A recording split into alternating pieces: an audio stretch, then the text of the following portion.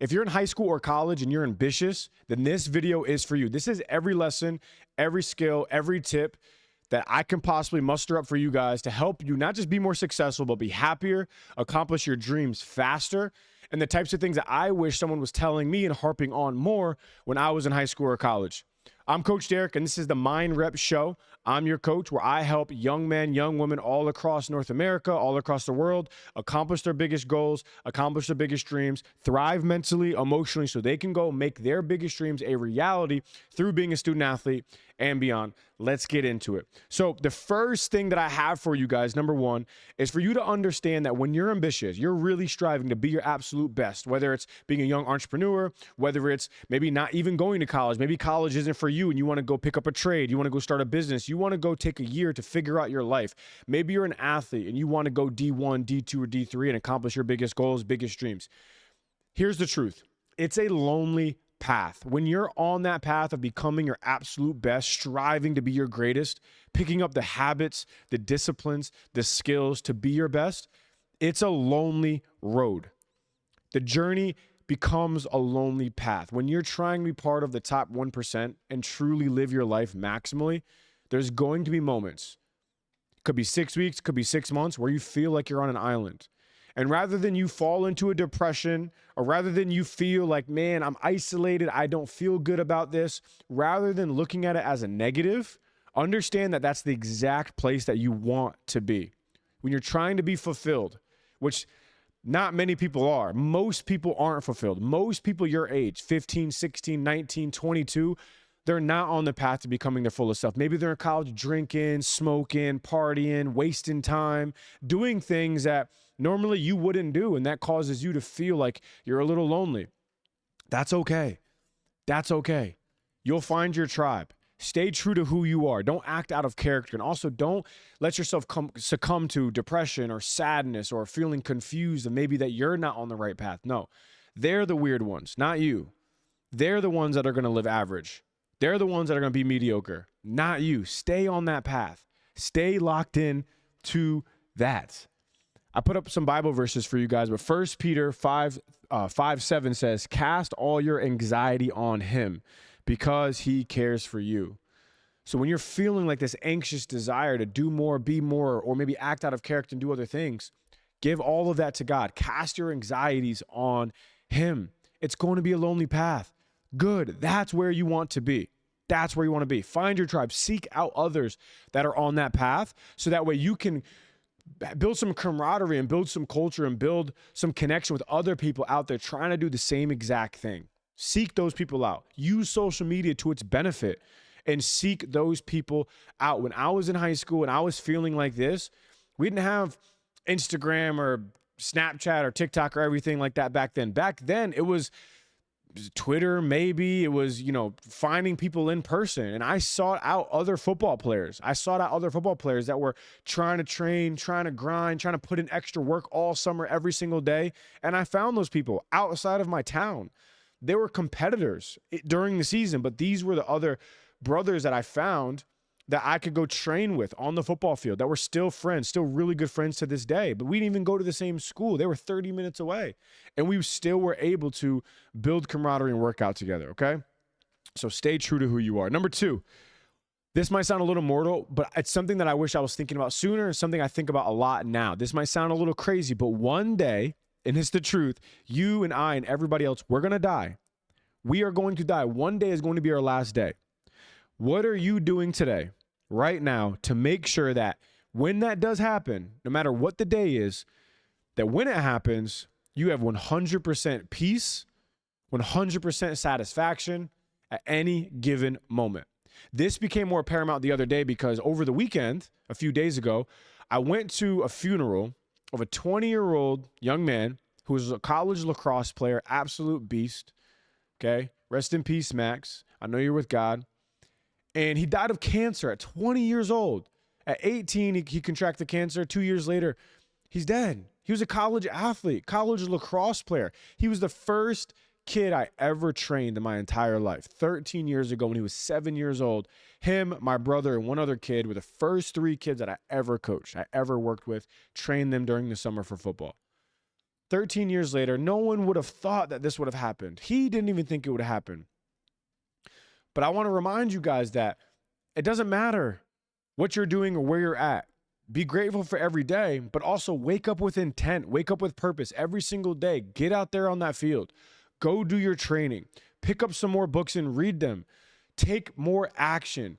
Build better friendships. Do the things today so that way if tomorrow was the last, you have peace. You have satisfaction. And that if God came and said, hey, I need you in heaven now. I need you. I need your help fighting the spiritual battle, that you would have peace of the time that you spent here on earth. No one's perfect. I'm not perfect. No one is. But the point is every single day, reminding yourself, being conscious of the fact that every day is a gift from God. Every day has to be lived with intent, live with purpose. You have to be taking action towards these biggest goals and dreams. Don't sleep on it. Wake up, get after it. Number 3, get your habits in order. Stop wasting time.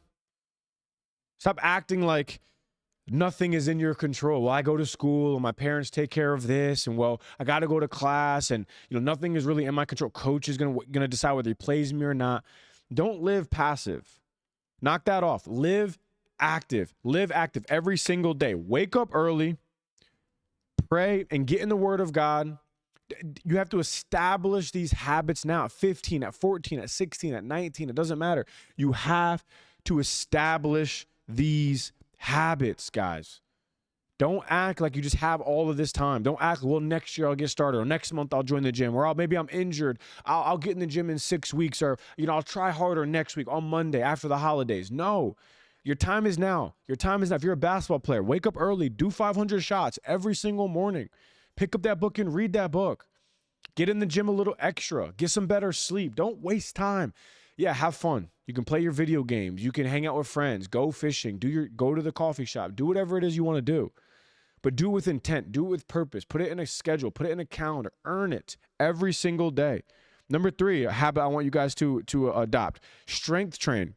Stretch. Move every single day. On Sundays, go for a walk. You have to be moving and lifting with intent every day. If your parents are like, oh, take a day off. Why don't want you lifting at 14? Tell your parents, no, that's not how I'm going to live my life. I'm going to take action. I'm going to get in the gym. I'm going to get stronger. I have to, Mom. I have to, Dad. Don't tell me to slow down. I don't have time. Time is finite. I can't just wait. I'm not just going to wait 2 years. I don't know if I even have 2 years. I'm going to take action now. Number 4 habit I want you guys to build, and I wish I was doing this sooner, is read. Read more books. Read more books. Read books that are going to help you build skills, build real skills. Because let's be honest, half the books that you or I or anybody else read in school, they mean nothing. They mean absolutely nothing. You're not going to remember them. They're not going to give you any value for your life. So what you're going to have to do, because you're going to have to read the books to get through school, you're just going to have to. You're going to have to pick up other books on the side. If you're 16 years old, go read Think and Grow Rich. Go read Atomic Habits. Go read Relentless. Go pick up books that are going to actually instill habits, disciplines, and a mindset in you to actually go build the type of life and do the types of things that you want to do in this life. Number 5, speak positive. No, I can't. No, I don't know if I can. No, I won't. No, I'm not sure. No, oh, I'm an idiot. Oh, why do I keep doing that? I'm so dumb. Eliminate all negativity. All negativity out of your mouth. Words have immense power, have immense strength. It's how God created the world. God created the world by speaking. And God said, let there be light. And God said, and God said, and God said. He could have did it any type of way. He could have flicked his fingers. He could have thought it. He could have told us in his word that he created the world, like he created the heavens and the earth, a plethora of different ways. But he chose to tell us in his word, in Genesis 1, that he created the world by speaking verbally. And he said, so this tells us that words have the power to create. Words also have the power to kill and destroy. So when you're speaking negative, all you're doing is killing your self-esteem, killing your confidence, killing your belief, killing your ability. Speak positive, speak positive, speak positive. Even if it doesn't make sense, even if it's not true right now, speak it, speak it, speak it, and you'll manifest exactly what you want to manifest. Number 6, write. Every day, write. Pick up a journal, write. Journal, plan, think, Dream. Write down your goals every single day. Write down your affirmations. Write down the positive words you want to speak over your life. Write down the Bible verses that you want to memorize. Write down what you need to accomplish today. Write down the biggest dreams you have in life. Write them down. Own them. Get some journals. Write them down, because when you write them down, it allows yourself to process them more deeply. It gives you a chance and opportunity to think creatively, and you take more ownership of it when you write these things down. So write every day. Make it a habit. Another habit, number 7, and this is crazy, I even have to say this, but a habit is to execute. Execute every day on one thing that gets you closer and helps you perfect your gift. Every single day, sharpen that axe, sharpen that blade, because you don't know when you're going to need it. Abraham Lincoln, I think, said, if he had a certain amount of time to chop down a tree, 10% of the time is going to be actually chopping down the tree, and the other 90% of the time is going to be sharpening the blade. I'm paraphrasing, of course, but the point he was making is that if he was given a task, 90% of his time is going to be preparing for the task, and then 10% is going to be executing on that task. Another thing that I heard from another mentor, kind of someone that I listened to, who's super successful in business, super successful in life. He's a Christian, he's a believer in God, and he's super strong. He said, professionals, pros, legends, they spend 10 times more time preparing than producing. So the Michael Jordans, the Steph Currys, the Michael Phelps, the Serena Williams, the Tiger Woods, the whoever it is, the Tom Brady's, whoever it is you can think of, your idol, if you're a student athlete, your idol, whoever it is you look up to, you want to emulate some sort of success. They've spent 90% more time training their skill in the gym, on the court, on the ice, in the pool, in their nutrition, in their recovery. 95%, I would even say 99% of their time was training and preparing. And then 1% of the time, comparatively to the preparation, was actually doing the task, was actually shooting the basket, was actually swimming in the pool, was actually on the golf course. Majority of the time was preparing for the battle, for the war, for the time where you actually now need to produce and compete. So you have to be executing every single day, preparing yourself, reading, writing, training, lifting, sleeping, recovery, nutrition, water, getting yourself ready for when your time is called. Number 8, another habit is find your unique gift, master that gift, and then spend forever giving it away. Your job, my job, all of our job, if you're lacking purpose or happiness or whatever it is, you're in school and you're struggling. I don't know what my purpose is. You're in college. Like, well, I don't know what I'm going to do. You're an athlete. Maybe you don't play anymore. Maybe you're giving up sports and you're like, I don't know what to do anymore. Find your unique talent and gift. Speaking, connecting, networking, thinking, analyzing, whatever it is, find coaching, find that gift, perfect that gift, and then spend forever giving that gift away. You will be rewarded emotionally. You'll be rewarded financially. You will be rewarded when you find that gift and then you spend an immense amount of time perfecting that gift and then giving it away. So those are the habits you have to instill. You have to prepare yourself to do every single day if you want to live this life of purpose. Number 4, if you're struggling with happiness, confidence, anxiety, depression, suicide, confusion, talk to somebody. You have to talk to somebody. You have to talk. Don't harbor it. I wish when I was a sophomore and junior in high school and I was struggling with depression, I was struggling with anger, that I would go talk to somebody, that I could just find a coach, find anybody to talk to. Yeah, I couldn't talk to my siblings. I couldn't talk to my parents.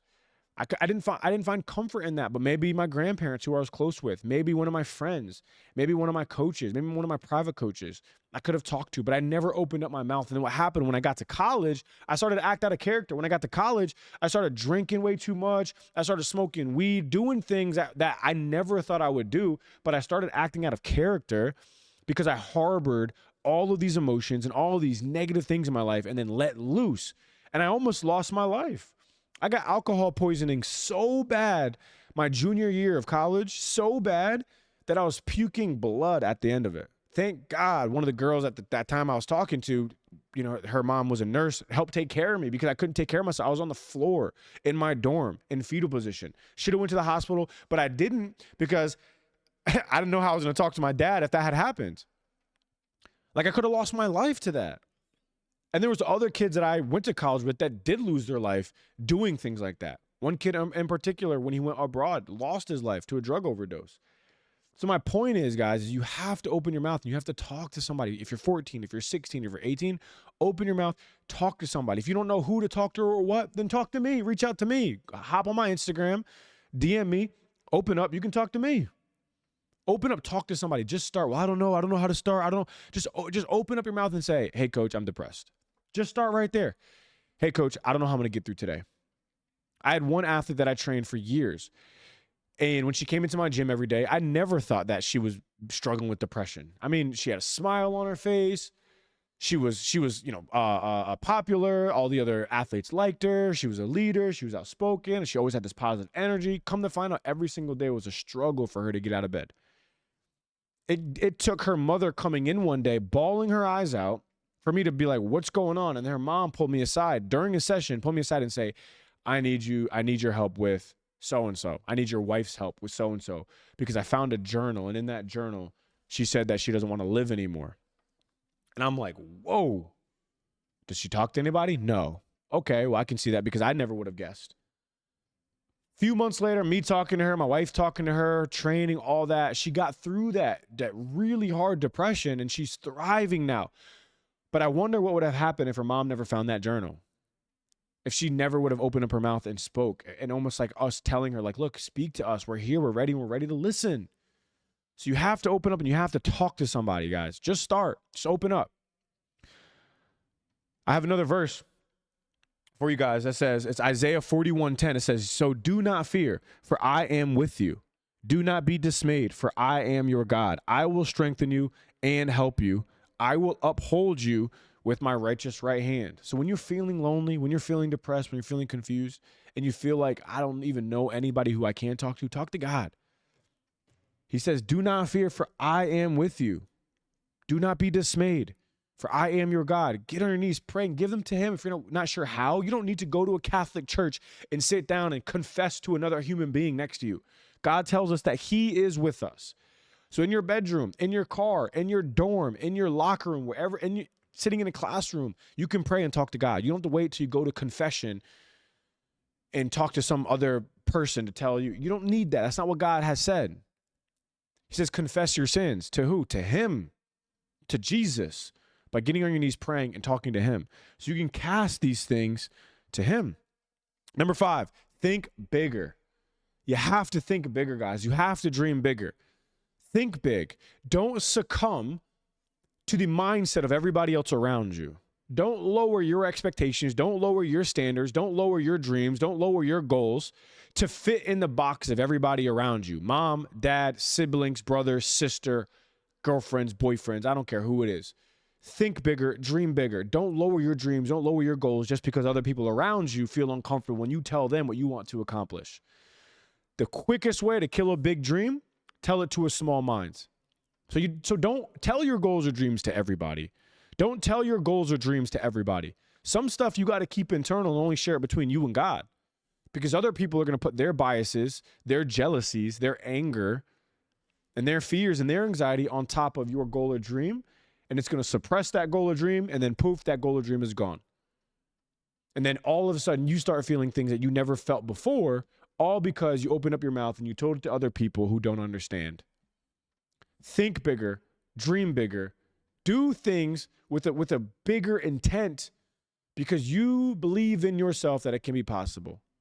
Pray to God, and if it's his will, and if he opens the door, then it will come to pass.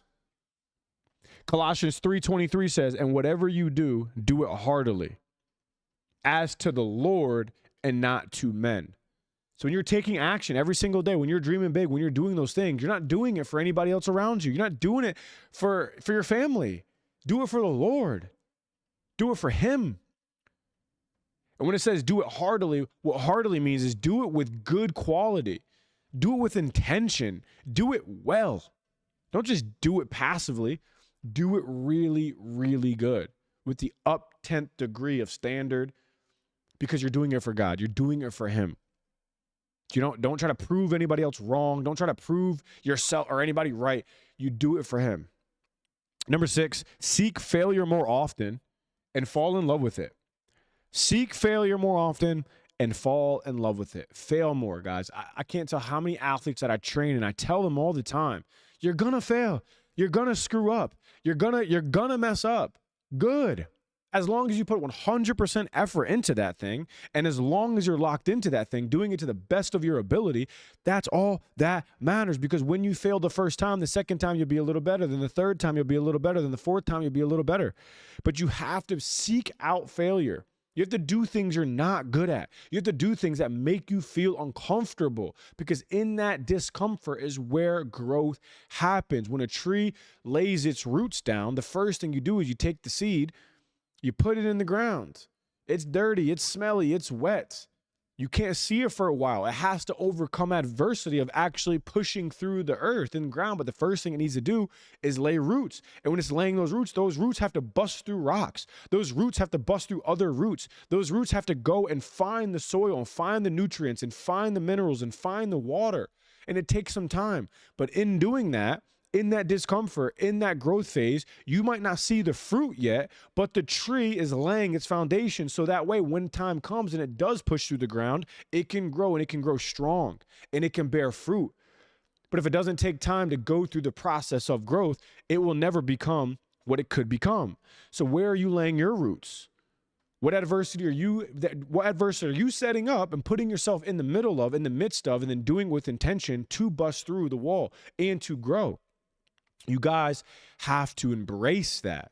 And what happens is school and college and your schedules and these tests and exams just suppress all of that discomfort and make things so systemized to the point where you become a robot and you just become a machine, and then you don't like failure because you had someone tell you, that answer is wrong, and then you were embarrassed in the middle of class, and now you don't want to fail anymore. You don't want to feel embarrassed. You don't want to feel less than.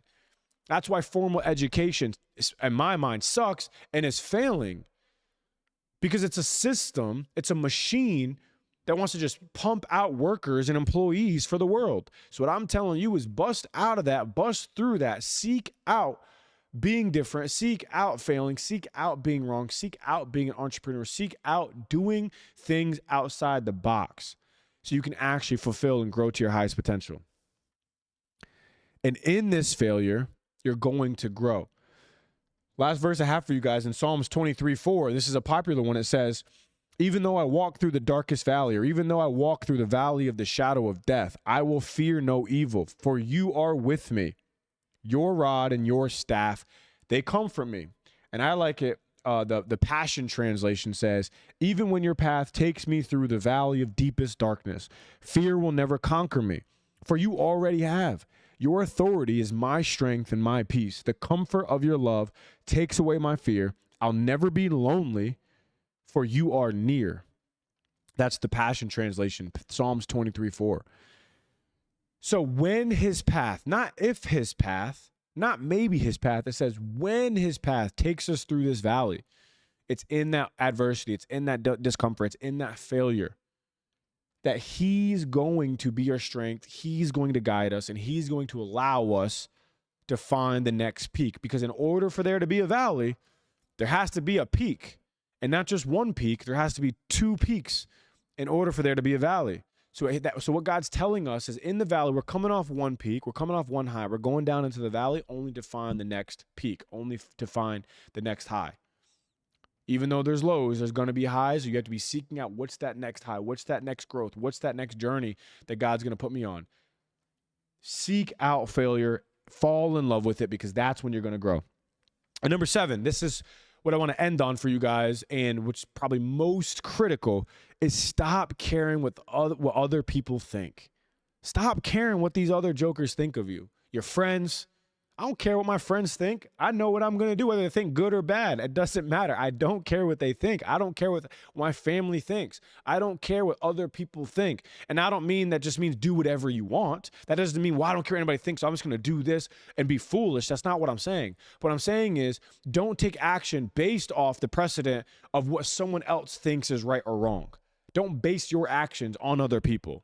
Base your actions on what you feel in your gut is right, what's moral, what's righteous, what's in line with your values, what's in line with your character, and what's in line with your goals. The one exception of caring what other people think is, who do you look up to? Who do you admire? Who's a mentor of yours? Who's in the position that you want to be in? Who's living the type of life that you want to live? Seek wisdom and counsel from them. Don't care what other people think, but if there's someone who's doing the exact thing that you want to do, who's living the type of life that you want to live, who's doing the things that you would love to do, then seek out wisdom and counsel from them. That they've been doing it for a long time, 10 years, 20 years, 30 years. They've been doing it. They've gone through all the trials and tribulations. Listen to them. Listen to them. But still, trust your gut. Take everything they say and take action on some stuff. But if there's some stuff you're like, I don't know, like I think I want to do it this way, or like I just have this feeling, then maybe that's your spirit. Maybe that's God speaking to you and saying, look, that's great that they did it that way, but this is how I want you to do it. Because I'm trying to shape something inside of you to do it this way. Or I need you to accomplish this goal for this person because God's working through us. So yeah, don't care what other people think, especially ones that aren't living the life, that aren't in the position, that aren't doing the things that you want to do. Don't listen to them because they have no idea how to do the thing that you want to do. They've never done it. But the people that are in the position, seek wisdom, seek counsel, seek guidance from them. But always trust your gut. So in this video, guys, I wanted to just download on you what I thought would be as actionable, as practical, as valuable as possible for you guys. So that way you're not just floating through life, going through school, going through training, going through sports, going through whatever with just a singular focus, a singular identity, and then wondering, man, I want to do so much more. Like I just wish someone would tell me these things. If you're 16, if you're 19, if you're 23, take action on these things, rewatch these things. And this is valuable. Throw a comment down. Tell me, what's your thoughts? What hit the hardest? What are you going to do? What are you going to take action on now? And if you feel like this is good value, good content for you guys, I'm going to be doing more of this. I set up my office. I set up my space here to make sure that it's in line with the vision that I've created. Subscribe to the channel. Reach out to me at Coach Derek Ward on Instagram. Let's grow. And I'll see you guys in the next one.